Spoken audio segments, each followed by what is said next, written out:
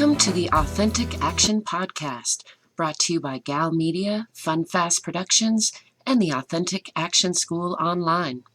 I'm your host, Angel, and I'd love to challenge your beliefs, examine some of our social constructs, expose our biases, and offer unique and diverse perspectives on living a good life. My intention with the Authentic Action Podcast is to inspire, educate, and motivate you to design and live a life that you love. I will be interviewing and conversing with outstanding creators, artists, activists, actors, authors, poets, performers, musicians, movers, shakers, builders, teachers, preachers, healers, entrepreneurs, explorers, seekers, and speakers who are deliberately designing and living lives they love, or at least mostly love. I hope this show will expand your personal awareness, introduce diverse perspectives, and perhaps pre-pave new neural pathways to unimagined opportunities for you. So grab your favorite beverage, get comfy, and let's get into it. Today's episode is a recording of a casual conversation between myself and a fellow visionary and play enthusiast. Sound quality isn't the best, but I'm hoping that our conversation is interesting enough to keep you listening anyway. This man calls himself a rhythm evangelist and a teaching artist. This multi-talented human drum machine has poured his heart and soul into developing curriculums and instruments to help encourage play and connect drums to all the core subjects. He has an impressive resume of experience-building projects and music-making adventures under his belt. I encourage you to check him out online and see some of the exciting projects he's into. This conversation is a follow-up from a chance meeting we had at a mutual friend's dinner table a few months earlier. We had met through mutual friends before, but this was our first conversation where we learned of our common interest in building large-scale play structures or physical and virtual spaces for people of all ages and skill levels to play together. We're both interested in creating spaces where people use music and kinesthetic movement to learn together, express themselves joyfully, and grow as human beings. So we had agreed we should talk more about it, and this was the first time that we got to do just that. Without further ado, I present the author of Tao Te Drum, Volumes 1 and 2, co-founder of the Baltimore Drum Church, a master of rhythm who believes the world is a giant drum just waiting to be played, the magical, musical Mr. Daveed Korup. So initially you said you wanted to talk about your drum, I wrote it down, the exact words, to do Percussion Playground Project, which I love. Yeah. Well, you had mentioned that you had some interest in playground types of structures and things like that, and when you were over here. Yeah. And so, yeah, it's a project that I've been working on for a while. And the whole idea is to create a mobile collection that can actually tour. It can be rented by like a children's museum or a Parks and Rec district, but they rent it for like a season. Mm-hmm. You know, they rent it 4 to 6 months. So like on a bus kind of mobile, or something that gets unpacked and left like a carnival-ish kind of thing? No, basically it would everything fits on pallets, ships in a truck.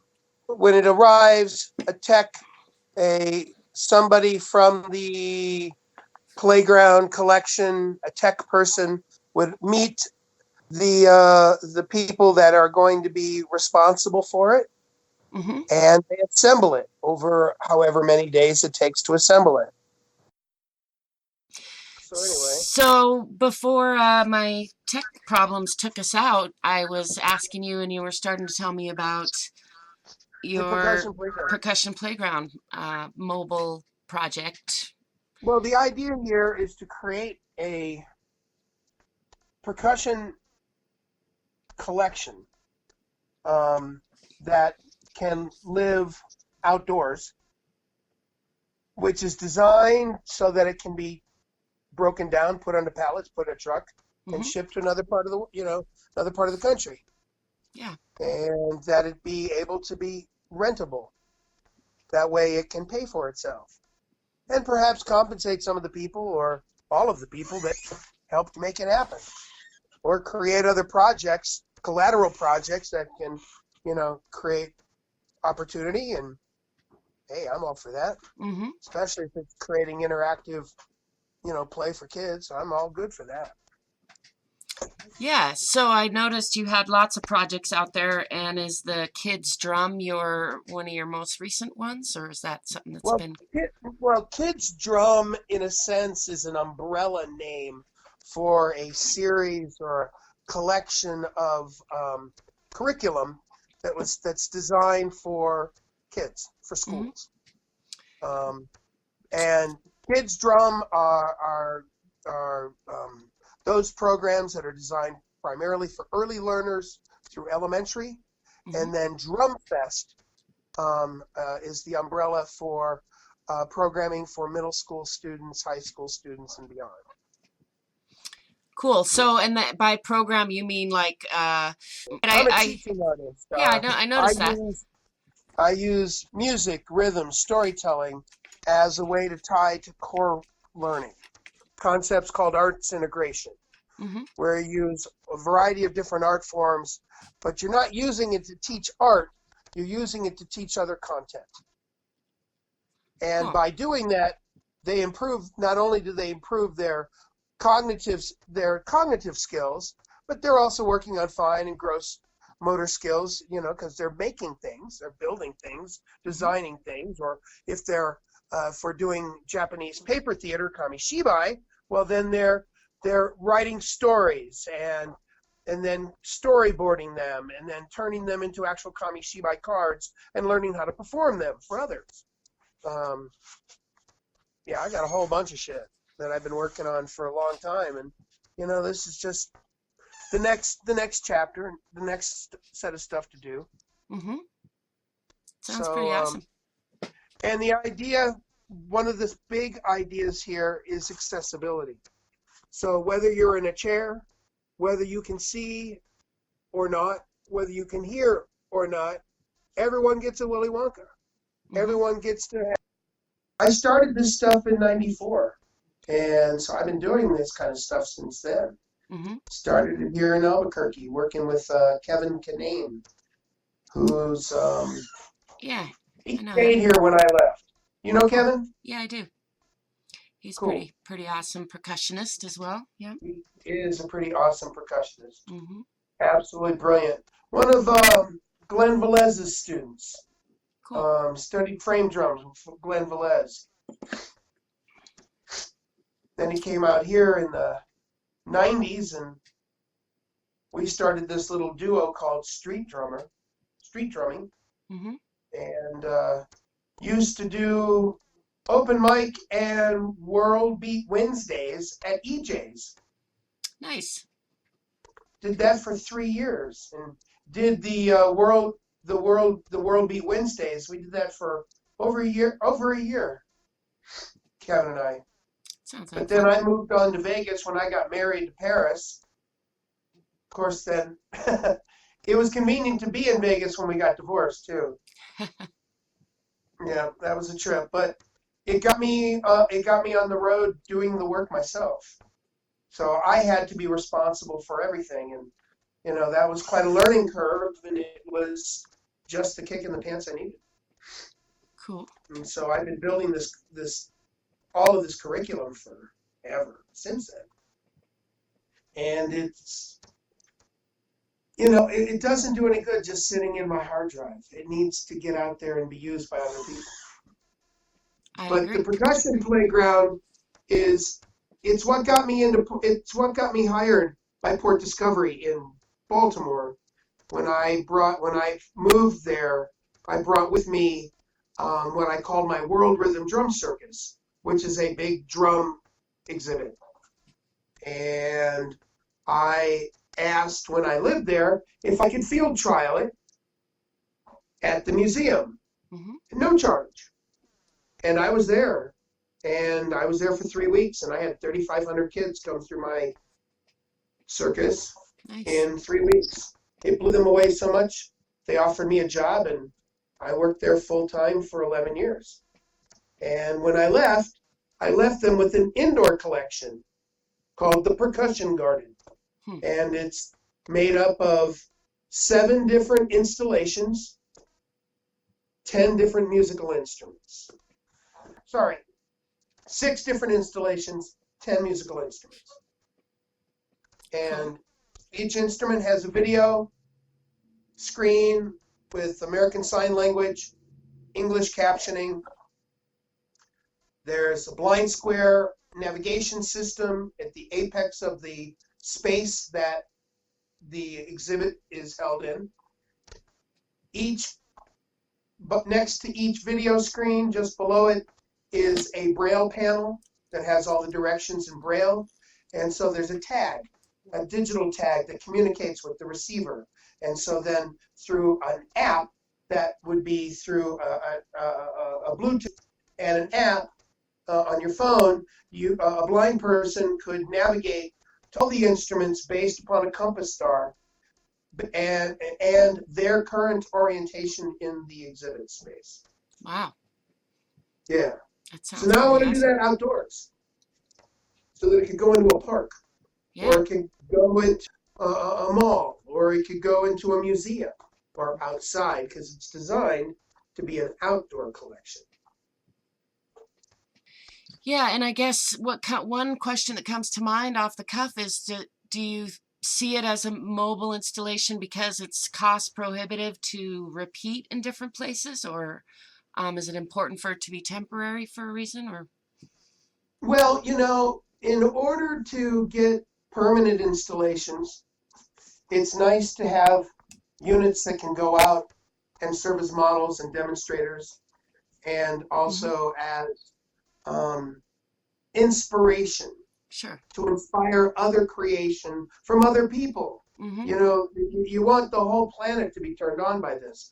And this isn't a new idea in the sense of having an outdoor collection.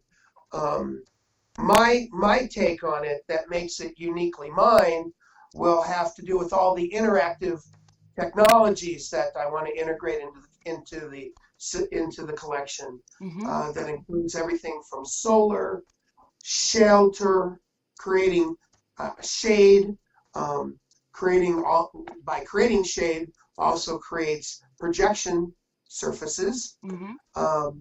It also creates the opportunity to have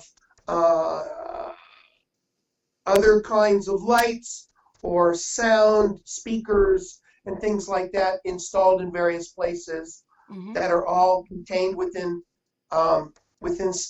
individual units that at the end of any given day can shut down and completely lock itself up like a turtle, but then it has its own security system that with video and lights and sound, kind of like the movie Tobor from the 50s, which was all about this robot, and these guys were trying to break into this property. And as soon as they got over the fence, lights went and music was being played, and it was scaring the bejesus out of these guys.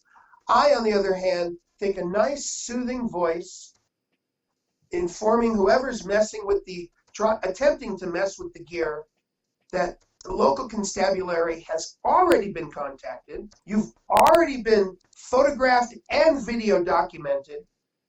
So if you'd like to make yourself comfortable, assistance will be there momentarily. I figure a good sense of humor is not a bad idea, but it also creates a product you can sell elsewhere too. Because you're able to integrate these technologies together, so it becomes something that can be used in outdoor trade shows or at fairs and festivals and other kinds of things. But I like it for this. You can even have graffiti components. So components that are designed for it to be tagged. Yeah. No problem with that at all. Yeah, no problem with that at all. That'd be fun. But then I would want to have, as part of the exhibit, a tag challenge. So it becomes part of an event that the hosts can actually have. And The other thing is, depending upon where it goes, because the initial idea was for urban settings. Mm-hmm. I initially thought of this in downtown Baltimore, and therefore, whatever the materials, whatever the instruments are made out of, the coatings have to be such that they're impervious to whatever paints or other kinds of things that people want to put on them. Mm-hmm. It'll just slough right off. It won't take any kind of paints or anything else. Sounds cool. Yeah. I think I shared with you some of my vision about Unity Play Centers and had a chalkboard in mind, sort of similarly Yeah. like something that you could get people to co-create with and then repaint or, wipe clean every month I or mentioned something. to you the Firefly Cave It when doesn't you ring were a here bell. at Andre's. There's this company out of California called Shelter Systems, and they work off of Bucky Fuller's, a lot of his math Mm-hmm. to create domes, but they've also created caves like that, closed on one side, open on the other, fairly narrow, designed originally as grow rooms. And you can get them 8, 11, and 16 feet deep by 8 feet wide or 10 feet wide. And a firefly cave. Because the whole inside, because you can buy from this company where it's white on the outside and it's completely black on the inside. Cool. Because they were designed for portable planetariums. Because a lot of these planetariums can work off of the geometry of the domes that they build. But these caves, they're really nice and easy to set up. One person can set up one of those things in 15 minutes, one of the caves. But then setting it up with all the glow lights and everything else, you want to make it special, and that can be a magical place. Yeah, I can imagine. There's Yeah. also all fluorescent types of art. Mm-hmm. Different kinds of chalkboards, different bead play, different kinds of paints that they can do, on easels so that they can feel like they're Rembrandts, but they're all doing it in fluorescence. And then you can give them, then you put environmental context things on the outside, on the walls, or hanging from, different elements within the space that are visual cues to really, excite them. And then you have a really great facilitator that's, really electrically colored as far as their attire in there. And they go to town, and it makes it very magical for kids. Yeah. I can see it. It sounds awesome. We just got to figure out how to get it built, huh?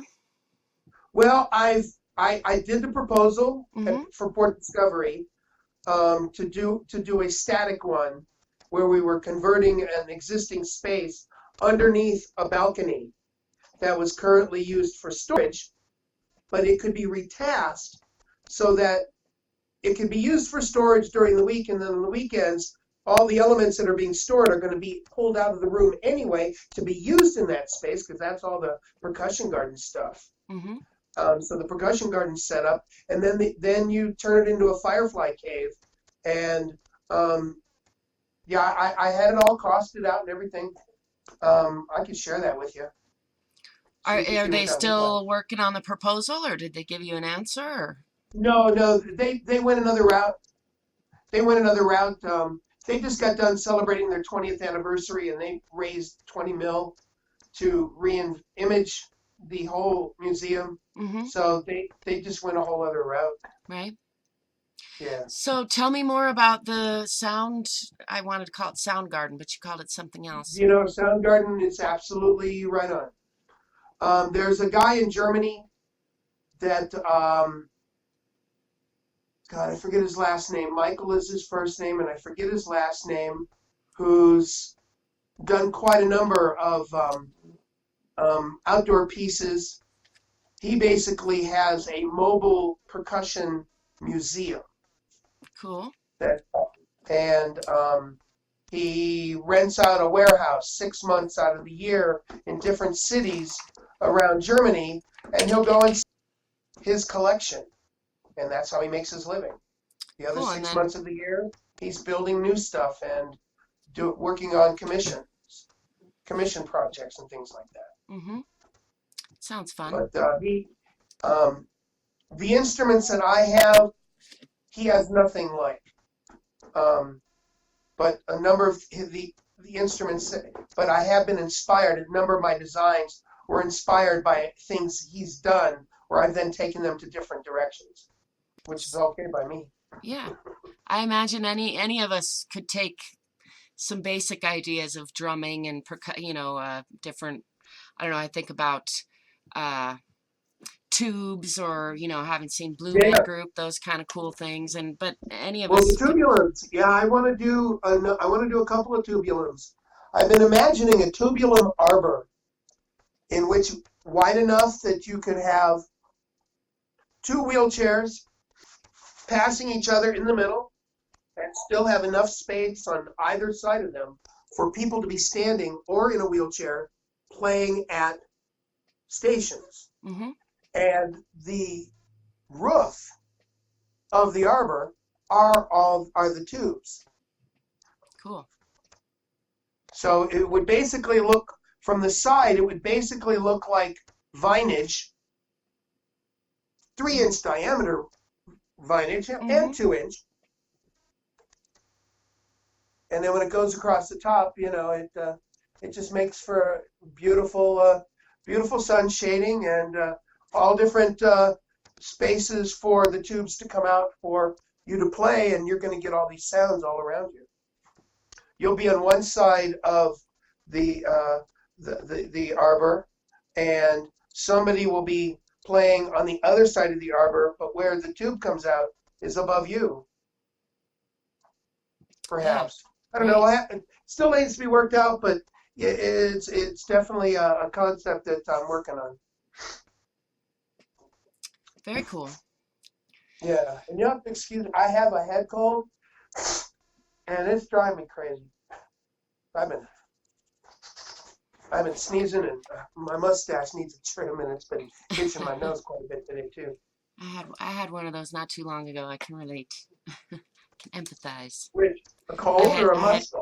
No, a head cold. Well, maybe no, I'm just kidding. I haven't had a mustache for a while, but no, a cold. I did get a cold and then a sinus infection, which is still with me a little bit. Oh no, that's not good. Yeah. Yeah. I'm fighting it though. I'm almost over it. Just when I go to hit certain high notes, I can still hear it. Sinus infections and I do not get along well. Yeah, I hadn't had any illness in a while, and I guess I had some humbling, some learning, some updating of my immune system to do. It's all good. I took a bunch of plane travel right before that happened, so I probably primed and got like seawater up in there. I primed them with all kinds of bacteria, so it was. Where'd you go? Tahiti, Bora Bora, and Raiatea, and that's Seco. great. Yeah. You were doing your South Sea adventure. Lots of little plane trips and big plane trips. So yeah.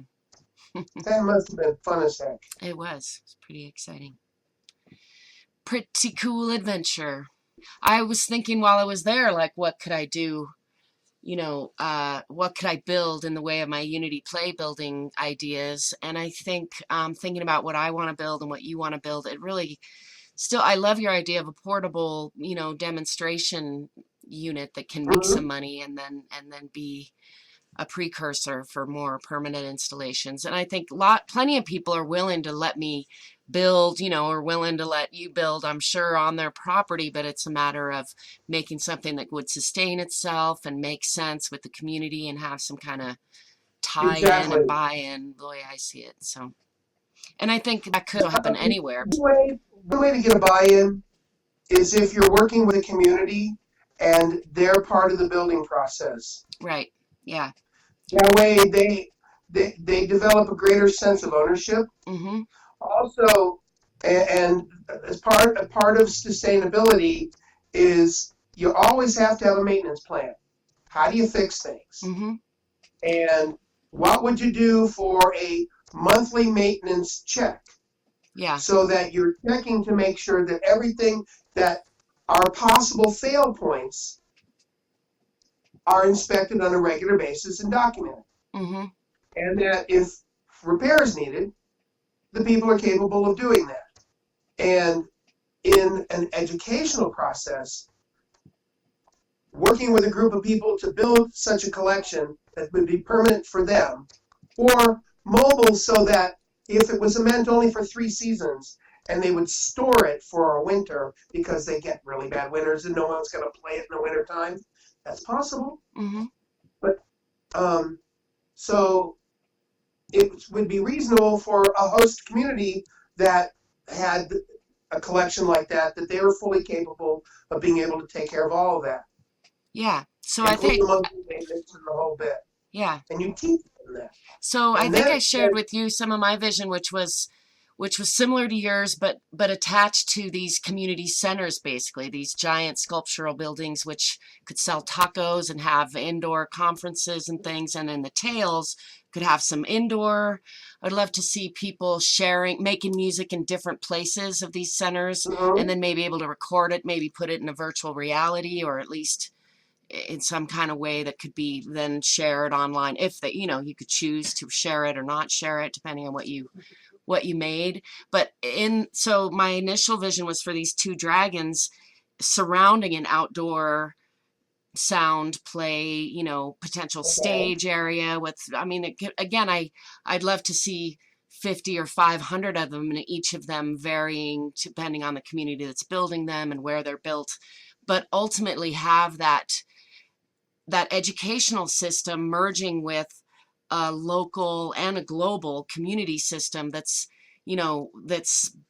put together and developed culturally in such a way that it outlives any, you or I or any one person who, and of course some of them probably wouldn't survive as buildings, sometimes don't, but I see the potential to set up an infrastructure, and I love your ideas about education and tying that into communities so that they're tied. I'd love to see it tied to the health community as well, just for demonstration purposes, because you could be serving, greenhouse to table tapas, keeping it real simple, but having for example, do you know such an organization out here that would be worthwhile partnering with, that you would be able to then create that benefit for their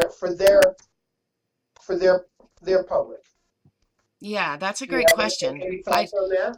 Who comes to mind is Meow Wolf, because they've been demonstrating parts of that. But I've been using them in my mind as a model more than a partner potential.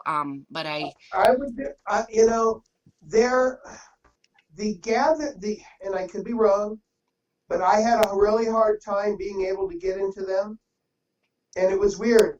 When I reached out to them from Baltimore, mm-hmm. while I was working on the Percussion Garden ADA upgrade, mm-hmm. I had reached out to them, was sending them images of my work, telling them I'm moving to Albuquerque, would love to be able to get an appointment with them to talk about sound, installations that might fit their place. And I'm talking to the executive director up until a week before I came to Albuquerque, and unfortunately I had some adventures on the road that were not fun, and so it took me a little bit longer. She got sick, so we postponed getting together for several months. And then when I finally was able to get through to her once she was on the mend, she just pushed me off to one of her underlings, who wouldn't understand a contract by handshake if it bit him in the ass, right, versus contract with a signature on a piece of paper, because to him, he respected both with the same level of bullshit. That's unfortunate. Well, but maybe fortunate. It depends on how you look at it, right? Well, it does. I had a bad experience. I own the fact that I had a bad experience, and I would love to. I would love to have a restart with them, and just move forward because and deal with somebody different Yeah. because I'm sure yeah, that that's probably turning. I mean, I know they've grown so quickly that they're probably they have, having all kinds of they have. changes. So to me, as a model, it's shown that like the general public is ready to support Oh, something as a like that, model, it's so phenomenal. As a um model, it's phenomenal. and then I got into reading Paulo Soleri's notes. I don't know if you're familiar with his kind of Oh stuff, yeah, but Arco Santi is pretty amazing. and I Have you haven't been there? actually been. No, I haven't, but people Oh my keep telling me I God. need to, and yeah, Oh I my agree. God. I You just should. haven't yet. It's You on my really owe it list. to yourself to go. Yeah, no, You I do. really owe it to It's on yourself my to list go. of, yeah, I'm going. Just don't know when yet, but I will. But Uh, that has me thinking about just again brainstorming. I think surely there are some either private or public schools that or even medical facilities that could be convinced to host a permanent or semi maybe a 5 or 10 year experimental. Now I see right away what you were talking about earlier of then you need what Paulo Soleri ran into, the lack of upkeep for a structure like that can be its demise in a short time, or the need for an expensive, which is why I like very, my very much. idea of You know. building these No, buildings totally. themselves, because then the building itself, that's built into the culture of the building. And of course there's regular checkups and things are shut down if they need to be for a while, while they're upgraded. And then you have a permanent structure that then can connect to the local schools and Um, medical centers probably. Those mhm. I see as easy uh, places of need for this kind of interaction. And then ideally they're electric car charging stations. So people, as we're about to get this big influx, I think, of electric cars, it will entice people to go spend a couple hours there, going to a show or having an experience, because they can Right. get their car charged up and or have some lunch, and if they time it right, catch a show, but even almost all the time have a potential, almost a build your own adventure kind of experience from the Right. time they Right. walk in the door on out. hmm Mm-hmm. Yeah. I like that idea. So yeah, I've had this vision for a while now, and I keep waiting for the universe to bring me the money or the property. And so far, apparently I'm not fully aligned with it because it's not in my pocket yet. But I do Well, still. here's a couple things. hmm You got any sketches? I do a little, but they could be better for Okay. sure. Yeah. It, but see, that's a place to start hmm because from a sketch, you can create a piece of art. Yeah. No, I agree. I think for And me, my sketching, I could get better, but what I'd like to do now, I think, now that you bring that up, is small scale modeling, a little more mhm, dynamic and exciting that's than the important. sketching. That's And important. One of the structures that I also want to build is known as a star tetrahedron. hmm It's kind of like a three-dimensional Star of David, nice. resting on its side. hmm So that means it has four legs instead of just standing on one. hmm Um, and basically, it's designed to have instruments suspended on the outside and on the inside. And again, entrance points have to be wide enough that two wheelchairs can pass each other at ease hmm through the opening. That's one of the things with the ADA. hmm Also, at all junction points, a wheelchair must be able to have a full 5 foot turn radius. hmm Um, I like it. so, so using the ADA allows you to start by, let's picture our footprint. And then from there, what do you fill that footprint up with that still allows for these pathways to exist hmm and still make it enticing and exciting? As I said, even if you can see or not, hear or not, walk or not. Yeah, I like it. Universal design used to be the buzzword. I don't know if it still is, but trying to I think like of. universal design. Yeah, I did too. I mean, the first programs that I developed for Port Discovery when I was hired there was using universal design. That was the methodology that they taught. I mean, they put us through a mess load of workshops Mm-hmm. for a couple of years. Then they went to a couple of other systems that um, seemed to be a little bit more hit and miss. Mm-hmm. And then they hit upon one that was very transparent from the get-go, and it takes 18 months to get from one end to the other for one program. I was originally delivering programs within 3 months when I first got hired, but then, which was exhausting. Yeah. But then, a year was reasonable. 18 months, that means you always have to have something on the drawing board, always something launching. You, in order to be able to make it worthwhile, you've got. It takes several years in order to have enough projects in the pipe in order for your workload to be interesting enough. Yes. I mean, I guess I see in what you've described of your vision, it seems like you could have enough for people to have a 3-hour experience right Oh, out the easily. gate, and then Oh my if God, they wanna, easily. and then systems in place where they could build that into a Yeah, 3 or 6 or 18-month project if they wanted to, but they could also get value, from coming in and having the 30-minute to 30-hour experience if that was more in line with what I see. I guess I do see like the compatibility with semester schools and trying to match up with some programs for sure, but right. I think you could have the infrastructure that could support that. You just plug in the like you've already kind of worked out with your core curriculum programmed, Right. where that's easy to work, doesn't take new equipment necessarily, just the maintenance True. or and maybe True. updating, of course, as it Right. Right. grows, or as you learn. But Mm-hmm. yeah, I love some of the stuff. I didn't get to check out everything, but what I saw of some of the giant drums and Mm-hmm. just cool experimental sound play stuff that you developed for kids. I think It's a that's, blast. yeah, looks It like is. great fun. And I just haven't been able to figure out anything else better to do with my time. Yeah, I could see how that'd be hard to compete with. Yeah, it can be. Can Yeah. be difficult and oftentimes a real challenge. Yeah. So what would As you're your writing.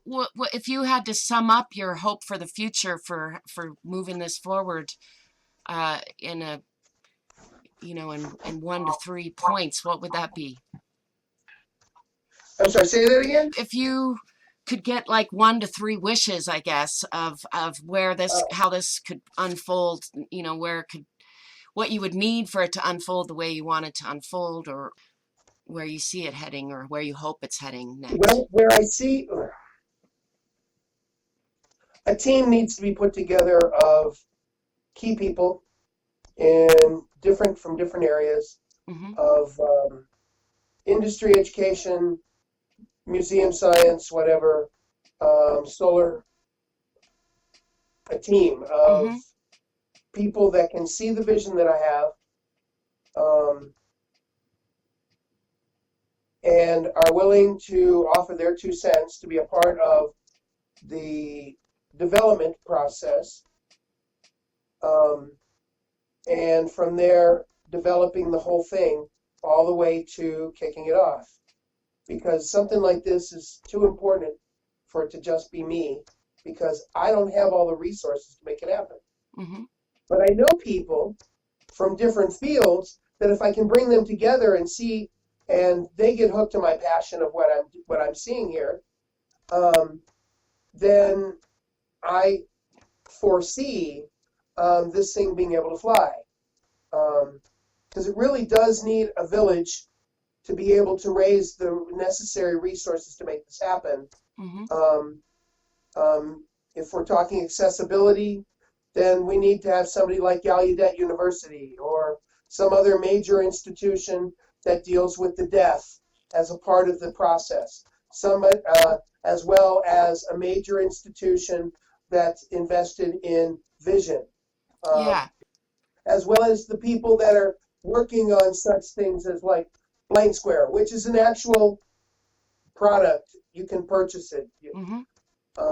Because I have very specific parameters that I'm looking for that I think will have crossover potential for the future. I'd like to bring them on board as a partner versus as, that doesn't mean they don't get paid. Every entity that, they still got to pay their bills. That would be all part of the fundraising, but you still include them as part of the design team. Mm-hmm. So that they get to, so that they aren't just coming in as plumbers, fixing something that some architect came up with, but actually fully integrating a system that they've foreseen from the very beginning, Mm-hmm. and also helps them be able to create collateral product that for them that they will be able to enhance their own catalog and be able to enhance their own productivity. And so any company, organization like that, I want them to be able to benefit in that way, and that is above board. And that way everyone is working for the good of the project, because what comes collaterally from the project will feed them for Mm-hmm. years to come. But the only way that collateral stuff happens is if the project just sails down and without anything knocking it down. Yeah, I agree. My initial vision involved like either Richard Branson and Virgin Records and the SpaceX team, or Now really hooking up that, that with. but that's another thing, because the stuff he's doing down in New Mexico, with his spaceport down there, Yeah, Spaceport America, that I think that maybe that might be a great place for I what think great match there, and that was my initial vision, was like hook up with some of these big entrepreneurial figures, or one, the right one who sees the beauty in the vision and is willing to put in the 51% or what, or get it started for even full, with the right vision. It could be, a really Oh, good fit absolutely. where they would make, where it would be highly sustainable and profitable, and a great thing to have their logo on, somebody like Branson, or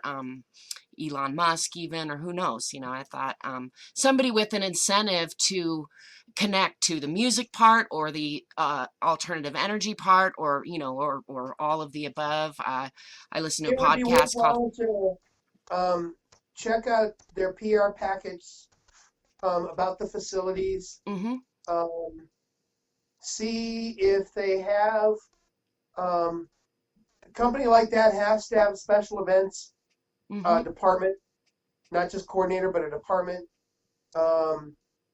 But special events are usually one-offs versus something that's long-term. Mm-hmm. So You see these big, awesome play buildings that are iconic landmarks, that that have an ongoing projects connected to the community and to the global community, that are always, that the culture of which is growth oriented and maintenance, all of that is built into it, to yeah, where do it's you set up, and have then you and I are dead, and there's still 50 or 500 of them globally, serving up tacos and getting people to play together, basically, and make new sound together. do you have people that can make handshakes, that can make introductions? Uh, since I hesitate to answer, maybe not in the way you think, but I do know a lot of people. I mean, I'm meeting new people all the time. So, but I don't have some in my pocket that way, if that's what you mean. Usually, a project like what you're talking about, Mm-hmm. Yeah, I don't usually have an somebody into like that usually necessarily. somebody like a Branson Yeah. usually more successfully happens when somebody he knows happens to be somebody you happen to know and Yeah. says, "Hey, So you need to meet this gal. It's got there's a this great couple idea." people on the X Prize team that are affiliated with him, who I've been sort of, trying to, like, they might recognize my name. We're not buddies yet, but Okay. I do see that as a necessary step in some fashion. I don't want to force it or be dishonest. I mean, I shouldn't say I don't. No, I've been waiting. That's kind of that alignment part that I was talking about. Like, I know there's a connection there. I just haven't, tapped into it yet exactly in the way that I understand, see. But understand. yeah. I mean, the fact that we started talking about all this and we have such similar visions about, and I Because think you know, I wanted to talk to you after that conversation, mhm, just sitting on the table in Andre's house. You know, before you went on your Grand Pacific adventure. yeah. No, and I think there's a growing number of people with their own version of the same. I think an idea like this is permeating the universe and getting expressed through, any number of us who tap into it. But I see that as an inevitability to some shape or form, and I would love to be a part of, trying to see it realized to whatever degree I can. So, Well, this morning I sent an email to I have a buddy. His name is Jim Donovan. He's the founding drummer for a group called Rusted Root. yeah. And we've been we've been buddies for a long time. Been friends Cool. for a long time. He's not with them any longer. He does his own solo projects. He's also a professor at St. Francis University in Pennsylvania. So he has a whole university behind him, um, and all their various departments. And he's one of the shakers and movers in the Internet 2 movement, um, which is kind of a closed net internet between universities Okay. that does not go out to the World Wide Web. Hmm. It's its own web that you have to, in a sense, be invited into it, Hmm. and it's one university at a time. And I think once it's fully vested, it's going to allow for lots of great communication between research institutions without the fear of being hacked from the web. You know, you'd actually have to be working for one of the universities and be working as part of the Internet 2 project in order to be able to even have access to the shit. Hmm. It's different than even the dark web, I guess. It's its own. I guess it's its own closed system. I don't know. But you can't go from one. You can't go from the World Wide Web to Internet 2. I think it's a different portal altogether, requiring a whole different kind of browser system or something. I'm not sure. Anyway, Yeah, I don't um, know I, enough about those such things. It all starts to I don't become a either. I was mystery just to me. laughing, not even knowing why we went there. Think that you were asking me about contacts, and you mentioned him, Right, I right, right, think, as a right. potential, But and I think it's a great example. There are many ways, avenues that this could come to fruition. And so I guess why I'm interested in, I know you've put a lot of time and energy into it, and so you mentioned the education route a lot, and well, that's just because that's my background. That's the kind of work I do. yeah, no, I see that, and I think it's excellent. And I have some of that background, but I guess I'm more skewed over to the business, of course, not in a way that's given me the money I want yet. So, but just the way I think about it, of like if it was set up like a business, then it would be easy for it to collaborate with schools or whatever, and the general public, which I guess is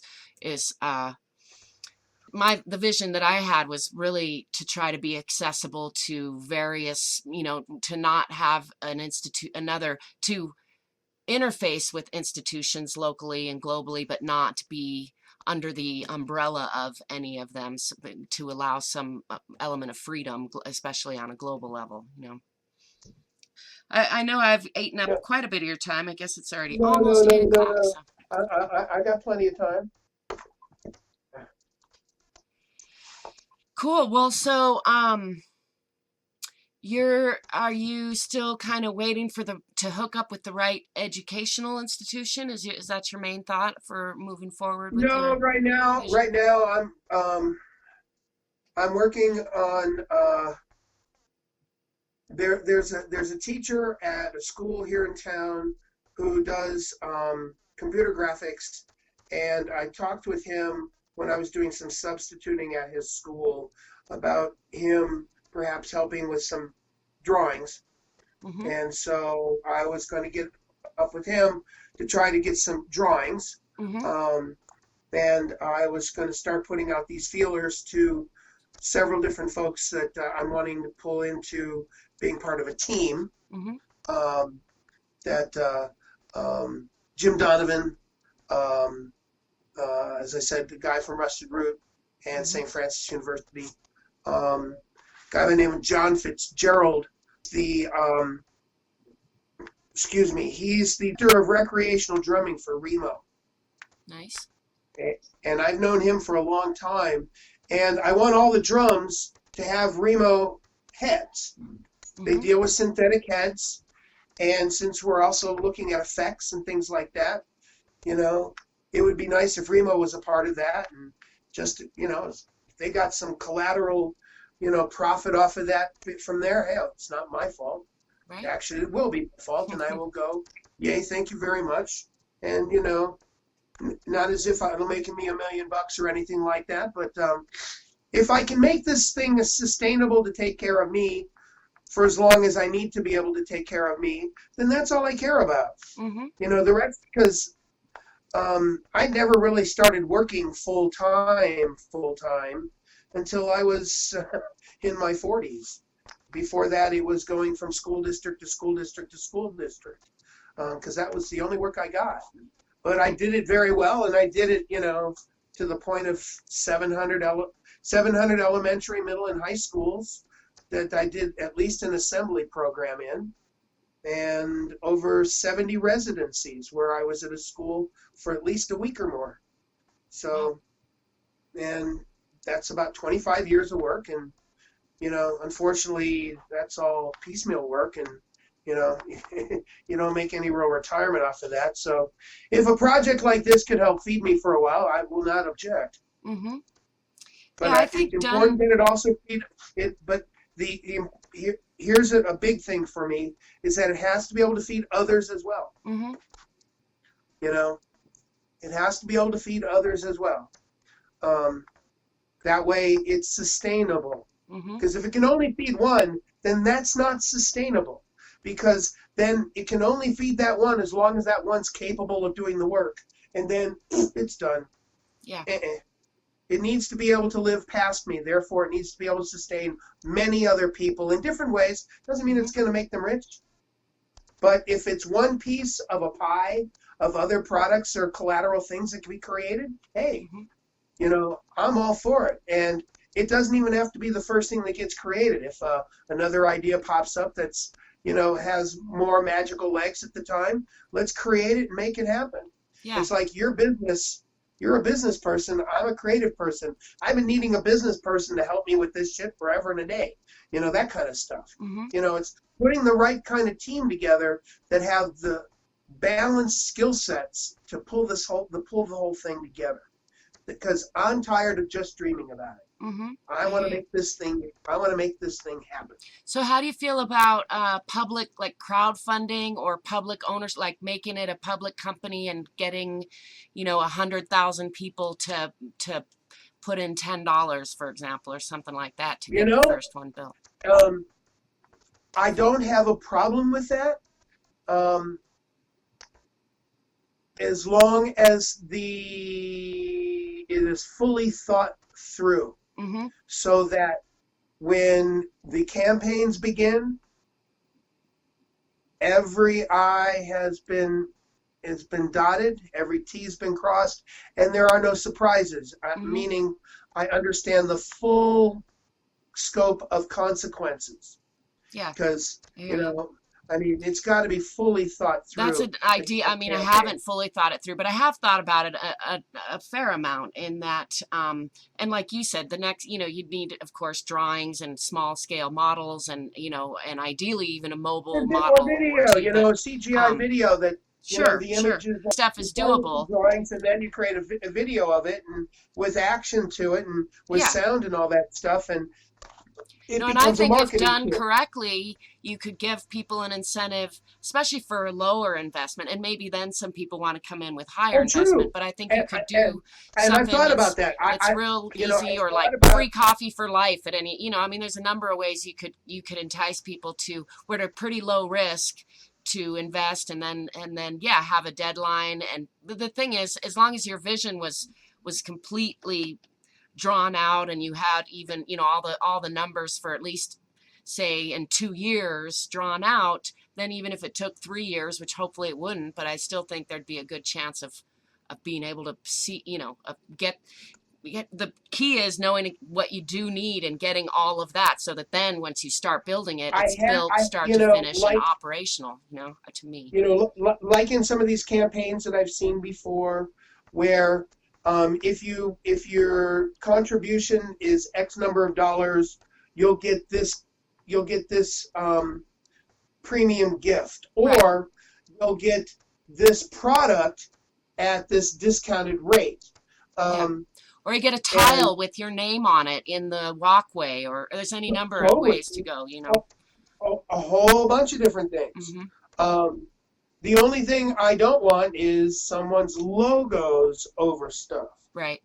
That doesn't mean that there isn't going to be a sign or signage Unless it's that would Virgin Records. recognize all the.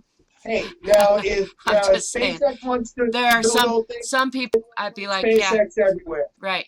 You know, Yeah. you know. I'm just, yeah. Hmm. I just don't want it to be the Fifth Third Bank. Yeah. No, I hear you there. I agree with you on that. Their money is as good as anybody else. I'd rather their logo go on the sign with all the other organizations and corporate groups that are going to hopefully contribute and be a part of this. Right.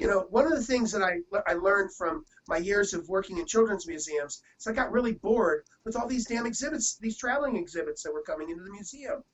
It was like a rehashing of the same shit. Hmm. Different theme, different graphics, but practically the same types of activities, or, yeah, types of activities that would come within different frameworks, depending upon developmental skills of children. Hmm. And an exhibit was designed for a very finite age group. And if it was a traveling exhibit, it was usually targeting the younger kids, because they were the ones, the parents, they would come in there and spend the money just to come for the exhibit. Stuff is boring as hell. Hmm. Brilliantly put together, but boring as hell. And so I want to kind of break the mold, Hmm. and really make the one where they would want to come back again and again and again, Hmm. and it'd be a blast for them. Yeah. Yeah, I think we have that in common in our visions, is that uh, bringing different age groups, different skill levels. Just in my mind, it's like the more diverse, the less likely to play together, the better in many ways. And also having room This is quite true. for groups Quite to true. come through too, but mostly having it be a facility that encourages play and exploration among people who don't usually get to play Sure. together. I'm getting ready to kick off a residency at Explora, starting the middle of January through the 19th of April. It attached to their makers studio. I'm going to be their first maker in residence. Nice. That sounds exciting. Yeah. Yeah. You should come out to some of the stuff. Yeah. Yeah, make sure and send me I'm tough to get out, but I like to get out. I just sometimes I need spurs or cattle prodding or something. Well, listen, I'm going to run. Yeah, thank you so much for sharing your It's been ideas with very me. inspiring. Yeah, likewise.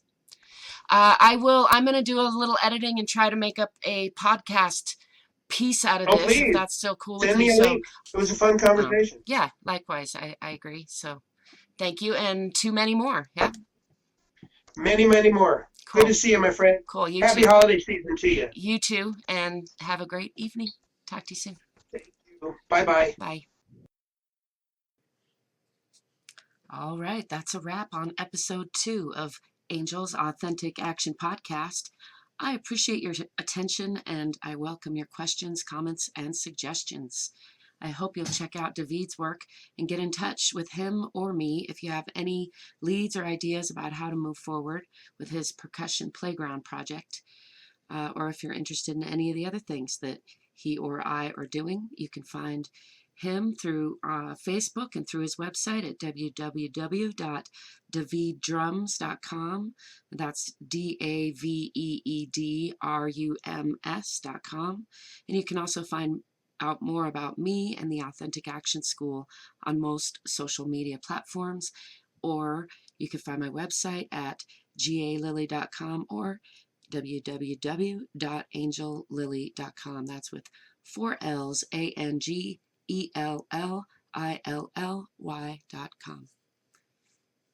Till next time, ciao.